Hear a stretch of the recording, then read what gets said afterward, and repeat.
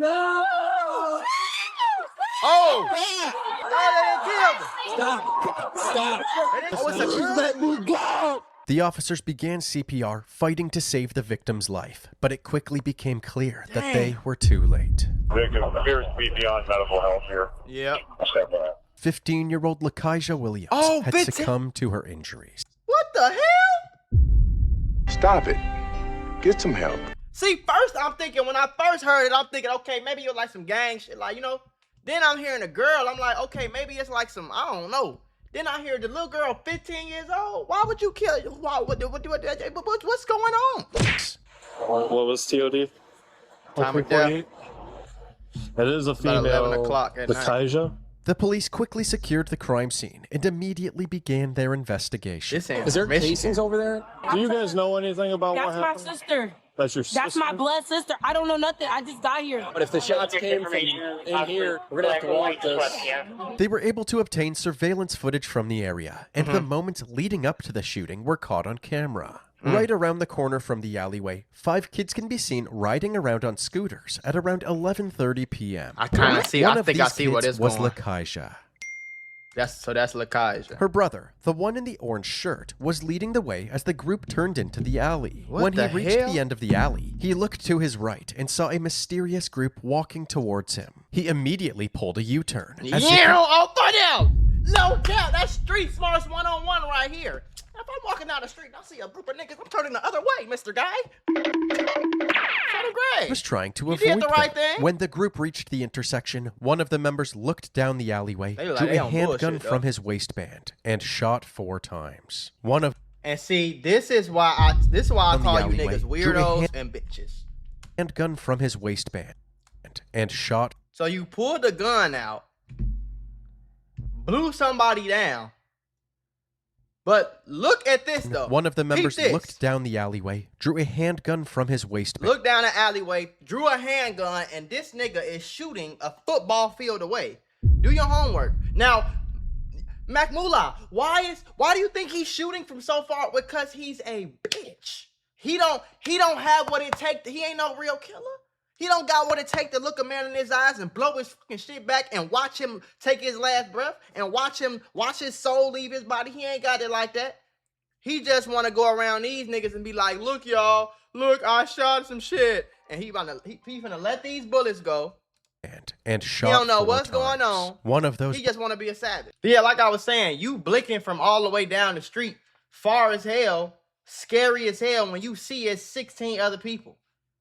Like, I don't understand that shit, bro. Bullets struck Lakaija in the back of the head. That's Both crazy, groups bro. seemed caught off guard and scattered in different directions. Since the shooter had his face covered, the police were unable to get a positive your homies ID. didn't even know what the so fuck you was when finna do. Detective Brandon Romero was put on the case, his main objective Niggas was just to wanna be hunt down the gangster witnesses so bad, who were bro. at the scene, and hopefully they could identify the shooter. In the meantime, the dispatcher shared a general description of the shooter to all units.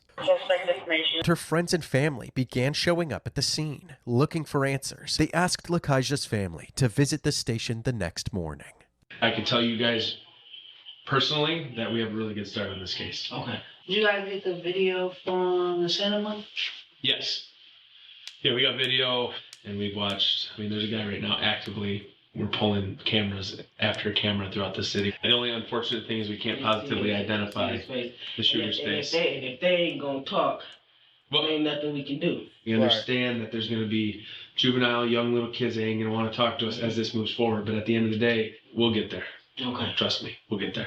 The family had important information to share with the detectives. They had reason to believe that Lakaija wasn't the intended target of she the wasn't. shooting. Instead, it was more likely that one of Lakaija's friends had angered a local gang member after a fight that had recently taken place. Unfortunately, they had no idea who was involved in the fight.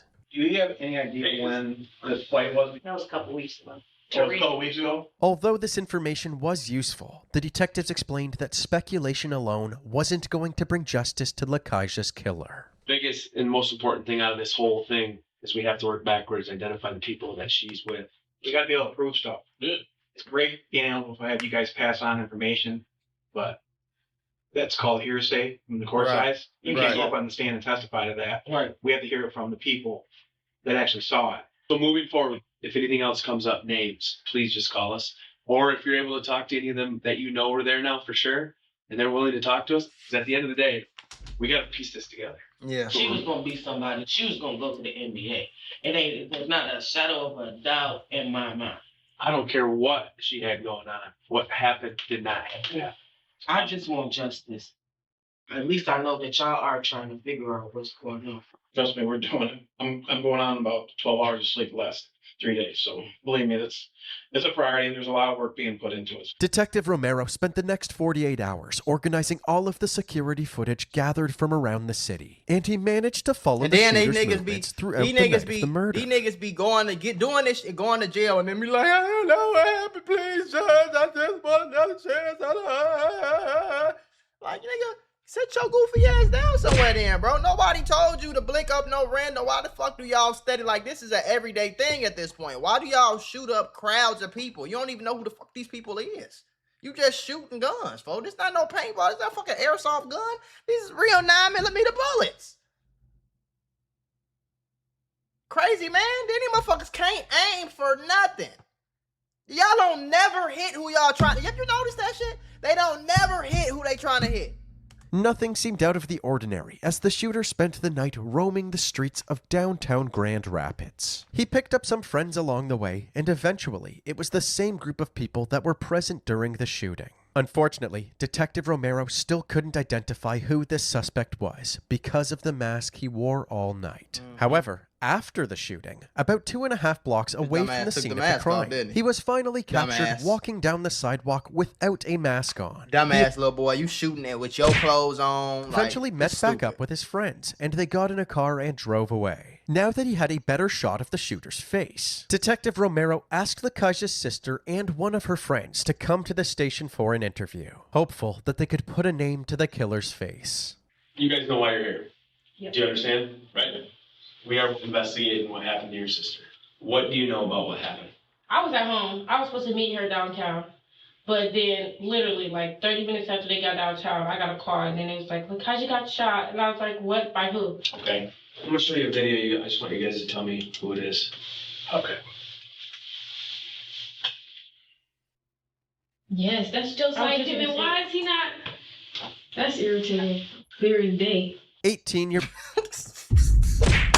Yo, dumbass gonna these motherfuckers be so, oh my god, y'all so slow, bro. And it really pisses me off that y'all be this slow and people be losing their life over this shit, like in real life. Well, bro. Josiah Pittman is a troubled teenager who also happens to attend the same high school as Lakaja and her siblings. He's a fucking He lives in a goofy, rough neighborhood in Grand Rapids where gun violence is common and death is frequent. How do you know Joe? I knew him since I was in middle school. I'm telling you, that was every day. Yes, okay, we had almost every single class together. Like, oh, really? Yes. Okay. But we still like kept in touch. Like even after Lakaja died, I did text him and kept everything cordial. Like I didn't even know nothing. I just asked him on the phone, like, "You killed Lakaja?" And he told me no. He lied. So, but oh damn. So this is like definition of like streets be talking, cause this kid knows. You know what I'm saying? Like she talked on the phone with him like, "Did you kill Lakaja?" And he like, "No." It turned out that that's him. I would go and identify that, but I would go, if he go to court for this, I'm going to be at every single one. I don't care. And at least I'm going to go knowing that I spoke up for Lakaja. Damn right. Has he even been brought in? Speak up for your sister. Fuck that. Even though this was a step in the right direction, they couldn't arrest Josiah until a witness that was actually at the crime scene could confirm that he was the shooter. The problem was that none of the witnesses were coming forward. So, on July 1st, lock their ass up. What the hell? 2024, the Grand Rapids Police Department released this surveillance footage on their social media. In the footage, Josiah's 5 friends can be seen, 4 males and 1 female. They appeared to be high school kids, possibly in their late teens. The same day they shared this clip, Police Chief Eric Windstrom held a press conference urging the community to help identify the people in the video. Right. We lose a 15-year-old innocent little girl that didn't do nothing to nobody. In downtown Grand Rapids, that falls on the whole city. We have video evidence which shows that these 5 individuals were absolutely within feet of the murderer, saw what happened, saw who pulled the trigger, and they saw Lakaja get killed. That's crazy. And we need to hear from them. We need to talk to them. And we need the adults in Grand Rapids, the parents, the teachers, to help us to identify these individuals, stand up, witnesses, help us, and do the right thing. Shortly, it's crazy how like it always blow my mind how like people be snitching.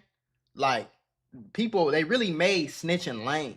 Ain't nothing lame about snitching. This little boy just killed this innocent little girl for no reason. Yes, I'm finna snitch. I'm finna help. I'm finna get his ass locked up. I'm not finna let you roam around After the this street. press Nigga, conference, the police department received a call from someone claiming to know one of the people in the surveillance footage. Thanks to the information the caller provided, Detective Romero was able to identify this girl. He was eager to interview her, so he went to the girl's house to speak with her mother. Explain to her she's not a suspect. Okay? But it is very important that we talk to her, okay? Okay. Tell her, give me a call. Okay. Awesome. Thank you so much. I appreciate it.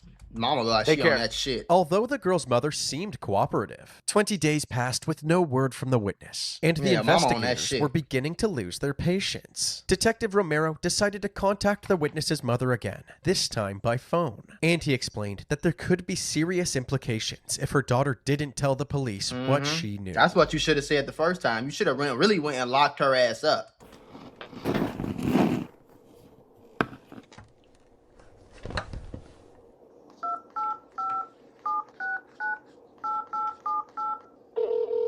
Oh, he said so. He set up the body cam. Detective Romero. Hey, how are you? Well, I can explain a lot of things to you that will probably ease your mind. There was a homicide that occurred down in the city of Grand Rapids, and I've identified your daughter as being one of the, I'm going to call her a witness because that's what she is. I can tell you this right now. She was within feet of the individual who fired the shots. And now, do I believe she knew that it was going to happen? No, you could tell they didn't know. You could tell they didn't know, like, because they was like, whoa, what the fuck you shooting? And they ran. And that's just based on body language. Yeah. But she was with the suspect. She just needs to understand that I am investigating a violent crime. If you lie during a violent crime investigation, you can be charged with it. Okay. You're welcome. Bye-bye. The wheels were now in motion, and it seemed like a witness interview was finally going to happen. But before the interview could take place, somebody called the police department reporting a stolen vehicle, a seemingly unrelated incident. What's your name, man? Josiah. Josiah? What's your last name, Josiah? Yep, that's him. Crazy, right? What is it? This dumbass motherfucker out here, he know he killed somebody. His dumbass out here stealing cars. Pittman? The officer had no idea who Josiah Pittman was until he checked his record and discovered that he was the prime suspect in Lakeisha's murder. He was closely monitored, while Detective Romero was informed that you're not supposed to wish jail on no man. What's y'all goofy ass murder suspect was in custody for an unrelated charge. Although this seemed like good news, they still hadn't You ever had one of them days where everything seems to go wrong? I mean, you're just trying to grab a cup of coffee and BAM! You're tangled in a pile of boxes because the shelf was broken. And just like that, I realized sometimes accidents at work are more than just funny stories. They can actually change everything. Trying to handle a workplace injury on your own, it's like trying to fix the broken shelf yourself. More chaos, more headaches, and it's no guarantee that you'll get what you deserve. You got paperwork, insurance calls, and someone always telling you to wait. It's enough to make you wish you had a secret weapon. But here's the thing. There's a team of people that fights for people just like you. For over 35 years, Morgan & Morgan, America's largest injury law firm, has been winning cases when everybody else said it couldn't be done. In Florida, someone got $12 million after a work accident, even though the insurance was ready to offer just $350,000. In Pennsylvania, a worker was awarded $26 million, which was 40 times the initial offer. These are not just numbers. They're real victories for real people, all thanks to the team that fights hard for justice. More than 1,000 attorneys across all 50 states, like a legal squad ready to jump into action. Yeah. They've recovered over $25 billion for clients. And they have a long history of helping workers get what they're owed. Because when you're injured at work, you shouldn't have to go at it alone. You can just click the link below or the QR code that's on your screen. No endless waits or confusing forms. Just a quick way to start protecting your rights today. So if you had an accident on the job, do not risk doing it alone. You can check out Morgan and Morgan, because even in the toughest workplace accidents, a strong team makes all the difference. And trust me, there's a reason why they're America's largest injury law firm. It's because they fight for the people just like you. Sat down with the witness to confirm that Josiah was the shooter. So they decided not to mention the murder investigation. They charged him for stealing the car and fleeing from the police, and Josiah was released on bond. Soon after this incident, the detective was finally able to sit down with the witness. She believed the shooter was in the car with her on the night of the murder, but she wasn't certain. Okay, this guy, the guy that had a balaclava, a white balaclava, was he sitting in the front passenger seat of the car? Where were you sitting again? I was in the very back. Driver's seat. Did you know anybody had any weapons inside the car? Did anybody talk about having any weapons? No. Okay. So just on this picture, I just want to make sure I'm clarifying. The guy that had a balaclava. Don't know his name, but front seat passenger. And you're certain that the other individuals that were in the car, you don't know? This motherfucker. So you killing motherfuckers, you shooting at people. And I could tell he just wanted to shoot something. He wasn't. A lot of these niggas don't be really trying to catch a body. They just want to shoot something because they want to be able to go back to the hood and be like, yeah, nigga, I'm like that, cuz. But it's like you shooting guns, bro. Like you. And then you killing something. You shooting a gun and killing somebody in front of somebody who you don't even fucking know. Know him by any type of names. Okay. Well, I didn't expect any of this to happen. Right. Did he have this face mask on the entire time? No. I don't think so. So if you were to see a picture of him, would you be able to tell me that the person who's in the car? Okay. Okay, I'm going to show you the video here captured from the downtown area. I just want you to tell me if you recognize the individual. It's only a 9-second clip, okay? Just to do.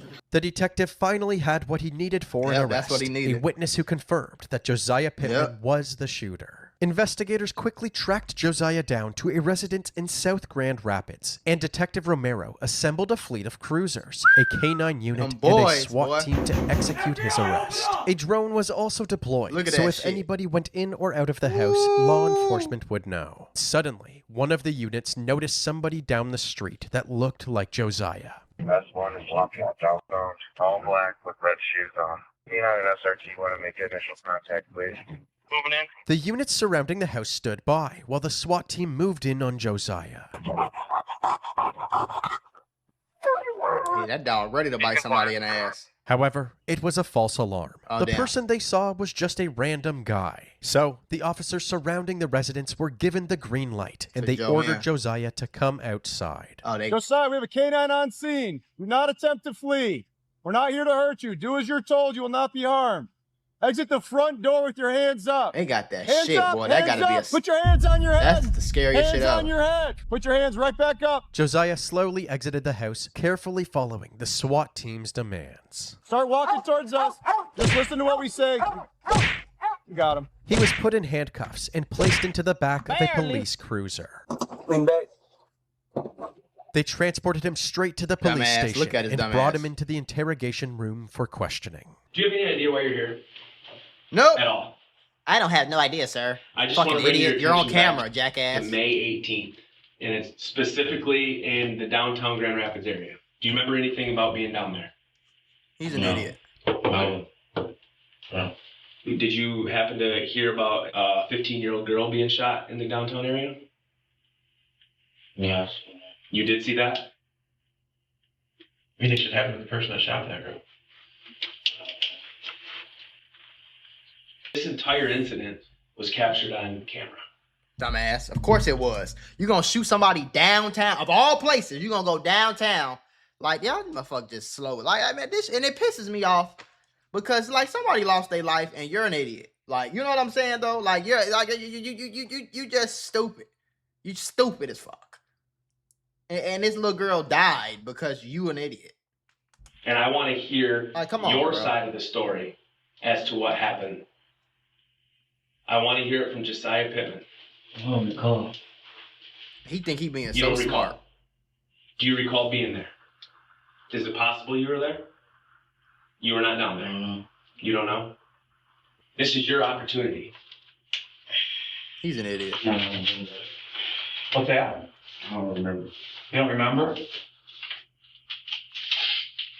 Detective Romero's emotions were already running high, with Lakaija's killer sitting right in front of him. And Josiah playing dumb was only making things worse. Yep. But the detective kept his cool and decided to confront him with screenshots of the surveillance footage. I'm gonna show you a picture. Dumbass. So you're going to stick with a story that you know nothing about it. You were not down there. After I just showed you 6 pictures of you. Like, you gotta be a dumbass idiot, bro. You just gotta be stupid. Like this is why I be telling, like being a criminal, like, if you gonna be in the streets, that's a smart nigga sport. You're not supposed to just be in the streets doing shit. You feel me? Like, and I'm not saying or encouraging violence at all, but if you gonna go commit a murder, that shit has to be articulate, like, that shit has to be so particularly planned out to the point where you got every T crossed, every I dotted before, after, during, a month later, like, all that shit. You know what I mean? You can't be in a car with a bunch of motherfuckers who you kind of know, some people you don't know, get out the car, walk around downtown, pull your gun out, shoot your gun, take your mask off, and then think you gonna get away Downtown with it. Grand I don't Rapids. understand that shit. That's your story. Hello? Yes or no? Thumbs up? Okay, yes. This is no longer juvenile stuff, buddy. Right. Do you know how severe this is? No, he don't. He think it's a game still. And you're okay with it? You're okay with eating a murder charge? All I can say is we have a 15-year-old girl now that's dead. I don't think she's the target. There's more to this story. This is why your opportunity right now to tell us the more of the story. I don't got no story to tell.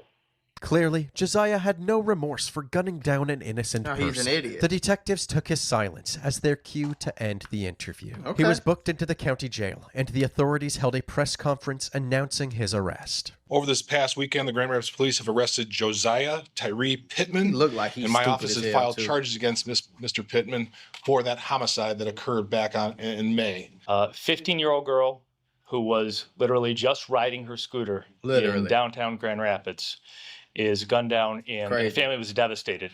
Absolutely heartbreaking, absolutely tragic, absolutely avoidable. We are not going to be the city that tolerates one of our children Very avoidable. getting murdered and not following through. At Josiah's arraignment hearing, the judge read out his charges, but Josiah didn't seem concerned whatsoever. In fact, he seemed bored. The crime is called homicide, murder, second degree. That's because he's stupid, bro. He's a airhead. You can see it's like somebody knocking, but ain't nobody home. Which in the state of gang. Michigan is a life offense or any term of years. It is alleged that you did carry or have in your possession a firearm to with a handgun at the time you committed or attempted to commit a felony. He pled not guilty to his charges and was denied bond. Although Josiah initially maintained his innocence, he later admitted to being the shooter and changed his plea to guilty. Coming. His sentencing took place on October 8th, 2025, 6 days after his 20th birthday. He had a smirk on his face as he sat down with his defense team. Yep, he still think it's a game. He gonna be smiling for. He gonna be. See, a lot of these niggas come on what you call it. They try to like stick with the tough guy shit. Like he trying to stick with the. I ain't worried about this shit, man. I'm finna beat this shit, man. When they give his ass this life sentence that I think he finna get. Lakaija's mom, Shakita Matheson, had the opportunity to speak to the court, and she urged the judge to hold her daughter's killer accountable. Lakaija's death did not only take my daughter, it shook my entire family. My other children are grieving deeply and live in fear that the same thing might happen to them. I lost my son in 2011 to an unexplained death.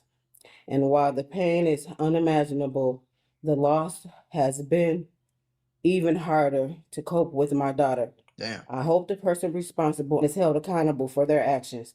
I share this not out of anger, but out of honesty, to make sure my daughter's life, my pain, our family's experience is truly heard and remembered. Thank you for allowing me to speak. In response, Josiah's attorneys did everything they could to vouch for their client, explaining that Lakaija's death was the result of Josiah's trauma-filled upbringing. Mr. Pittman is a person who was a child in our community, who was raised in this community, who was subjected to incredible difficulty as a young individual, as a young child. And he saw his parents being incarcerated. He saw days where he had no parent oversight. He was often moved from home to home. When you have a young child who is at a young age looking out his window and seeing a gunman try to shoot another person, when you're having a young person who... I seen somebody get killed when I was 6 years old, and I ain't pull up downtown and just shoot into no crowd and kill no 15-year-old little girl. All that shit sound good as hell. He didn't do this when he was a kid. He did this shit when he was 19 years old. 18, 19, 20 years old. He got enough sense. He ain't slow. The motherfucker, what he want too slow. He ain't going there and snitch on himself. He went on there, I ain't got no story to tell. I don't recall. He ain't, this motherfucker ain't slow. He wanted to be cool. He wanted to be gang. He wanted to be savage. He wanted to be gang. So let his ass go be gang. That's what my thing is. If you want to be a gangster, you can't be a gangster, do some gangster shit, and then when it's time to really live like a gangster and go to jail, now, motherfucker, oh, I was a troubled kid. No. Gangsters go to jail, brother. So go be exactly what you want it to be. Motherfucker is dead, gang. That little girl ain't get shot or ain't get her leg broke. He ain't punched the little girl in her face. That little girl is dead, bro. What the fuck? Y'all crazy as hell, bro. Individuals that he is closely associated with are involved in gang violence and knows Don't that matter. because of his connection to those individuals that he is a target, that he has in fact been targeted in the past. It created an immense trauma mindset, to be quite frank, and it created a situation for Josiah where he felt he was in a constant threat of gun violence. So how does it stop? How does the cycle, generation to generation, or at least in this case? Your Honor, I wish I had an answer. And Same here. And I think the reality is, I've known Mr. Pittman for a year now since he got arrested on this. And slowly, over time, he opened up. And the first ways that he opened up was showing profound remorse. Mr. Pittman's remorse is true. Josiah was also asked if he had anything to say. He read the message he had written aloud, apologizing to Lakaija's family for his actions. First, I want to apologize to the victim and the victim's family for the sinful act that I committed, causing them great crime. Even though Lakaija was not my intended target, I was wrong none of the rest for letting the devil take control of my actions. For letting the devil take control of my actions. Okay. This nigga is so slow that he know he killed this little girl. And months or weeks later, after he know he killed her, he's stealing cars. Why are you stealing cars, my nigga?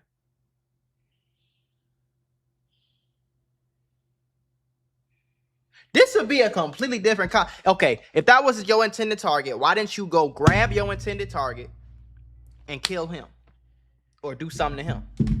Or shoot him? Why are you shooting up crowds, bro? You seen girls right there. You seen people on scooters. You seen kids right there. You seen it. And you pulled your gun out and shot that motherfucker. So whatever you talking about, gang, I ain't really trying to hear that shit. You go take that shit to the bird. In the heart to forgive you.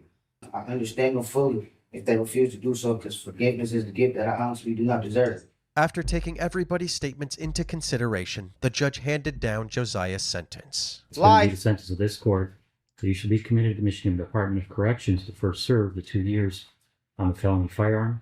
Consecutive to that charge, you will serve a minimum of 300 months to a maximum of 600 months in the Michigan Department of Corrections for the second-degree murder. Josiah Tyree Pittman was sentenced to a minimum of 27 years and a maximum of 52 years in prison. For some reason, Josiah couldn't help but smile and laugh to himself for the rest of the hearing, a reaction that made his heartfelt apology feel much less sincere. He was taken to the Charles Eagler Reception and Guidance Center, where he currently resides. His earliest... He just putting on a show, bro. His ass... I don't think he remorseful. He just putting on a show. His ass gonna go in that cell and cry.